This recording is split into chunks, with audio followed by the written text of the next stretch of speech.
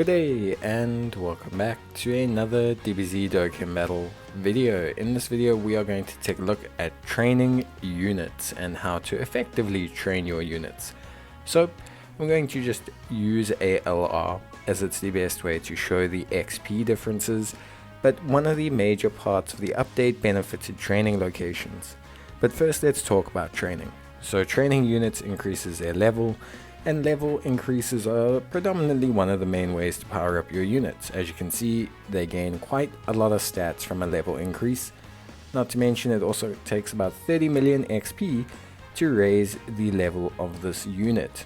So that's something that's pretty important. LRs of course take the most XP out of all the units. That's just kind of stock standard for them. So it's very important that when you are training units that you understand how to effectively train them so that you can utilize your training items and utilize your training locations as effectively as possible. If we take a look at this unit, she gains less stats comparably, obviously only going to level 80, but you can see it takes dramatically less XP, about 2.5 million XP. So that's something important to note. Now when it comes to XP, obviously training locations got a pretty huge buff, certain training locations got a pretty huge buff with the update. So now that you can apply more training partners and more training items, those locations that give XP per item or training partner got incredibly buffed comparably to what they were before. And we'll take a look at that now, but just comparably you can see also for a unit to go from level 80 to 100 is the same amount of XP as a unit to go from level 1 to 80, and for a unit to go from level 1 to 120 once they awaken is roughly the same. Again, it's about 5 million. So now we're going to use the LR so we can show the difference in the XP, and you can see with training units you don't gain too much XP, you gain about 8 levels. Obviously these are just rare units that we've picked up from farming stages and things like that. It's also important to note that you can choose training partners that will increase your super attack level, and this is how you'll raise the super attack level of the units that you have. So you can raise their super attack level by using Grand Kais, Elder Kais, or in certain cases you can use units with similar names. You'll see that in the top right hand corner. I have a video on how to save Kais and how to utilize that process. Now, of course, when it comes to training, like I mentioned, we want to really look at what the most effective way to do this is. So when you are training units, you want to know what training location should I use, what situation should I use, and what training items should I use. And also what do they mean, like how do they work and how to use them effectively. So one of the ways, obviously, with the new training, the growth tab, so to say, is that you can actually train units with multiple training partners, as I've mentioned before. A lot of locations previously that weren't so effective, like the Hyperbolic Time Chamber, Supreme Kai's Planet, Beerus's Planet, all gave XP per item. You'll see them here. Things like Snake Way, not these are success rates, and we'll talk about them separately, but all these kind of planets here where they give XP per item. Now previously they were pretty weak because you could only have 5 training partners, which obviously doesn't amount to a lot of XP. It's like 350,000 XP, and then of course you could only have a certain amount of training items, 50 of those as well, which means that you can really have a lot of those either. But now, because each character slot can have up to 99 copies of the same character, you can actually effectively have almost over 500 training partners at one time. Now that's a very around 500 training partners at one time. That's a very big buff. Now if you look at the success rate, or the locations that give success rate, those are the best ones for LRs because they maximize your high XP items, and they're going to help you train LRs with using the least amount of high XP items, because they affect the success rate of training, basically changing it from 2 million to 1.5 to 1.2, and those are pretty powerful, which is really good. As you can see here, it requires a lot more training items without the success rate, which is something that's pretty good. This is specifically for LR units because their XP cap is so much higher. They sit at around 30 million for an XP cap, which is way higher than your standard TUR, which is about 5 million.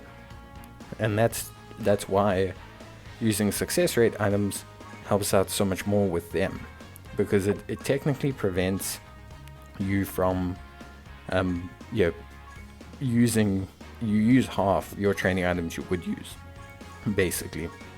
Now if we look at the locations that give XP for units, you can see that right now, obviously with training partners, the more we put in, the more XP we gain out. But you can see how comparably small that is. Like we put in a couple of training partners, it wasn't a lot, we put in 5 there. Now we're going to put in the same amount of training items that we would have put in when we first were able to. So this is 10 items each. We're just going to put 10 of each item. This was before the update, just so you can comparatively see how the locations worked. And you can see that we don't get a lot of XP. Most of it comes from the items. We weren't getting a lot from the units. We weren't getting a lot at all. Now if we remove all the training items and we just put in the only units, you can see that comparatively we're getting a lot more XP now, because we can put in more than just 5 units. So whereas before, like I said, we could only have 5 Cybermen, now we can have tons of Cybermen, and you can see that it helps. But it doesn't really help that much with LRs. You can still see that the majority of the XP is still coming from the items themselves. We're not getting a lot from the actual units comparatively, and that's just because the amount of XP needed for LRs is so big. Like you need 30 million XP, so it just doesn't make sense logically to use only training partners. You can see even with the best item in the game with training partners, we're still, or the best training location in the game with training partners, we're still falling short of the XP requirements, although we're getting much closer.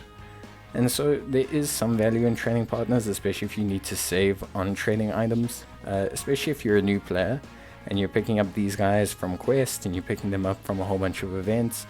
You are actually going to be able to level up some units using these training locations, Snake Way, Beerus's planet, all those sort of things.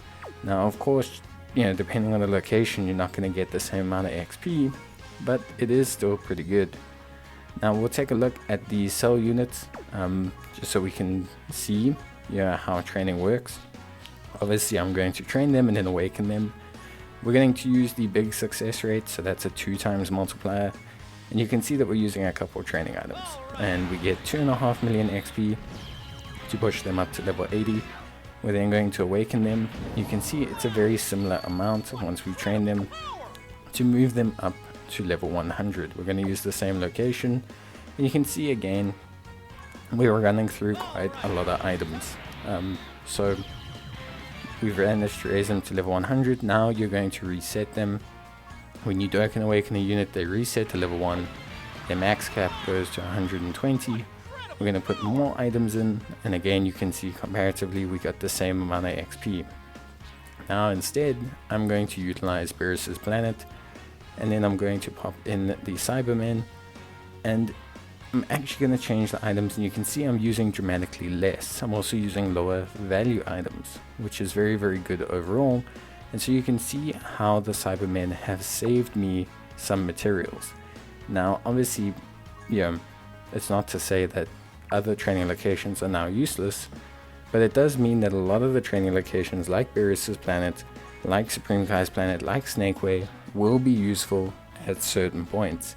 Obviously you need to build up your supply of Cybermen, which requires you to run quests or pick up units from somewhere, but it does mean that there is some use, and there's some use for the fodder units that we get from summons. Like you can actually use those fodder units from summons to level up some of your units and save yourself some training items, which at the end of the day is at least a bonus. So I hope now you understand training a bit better, or at least maximizing your training.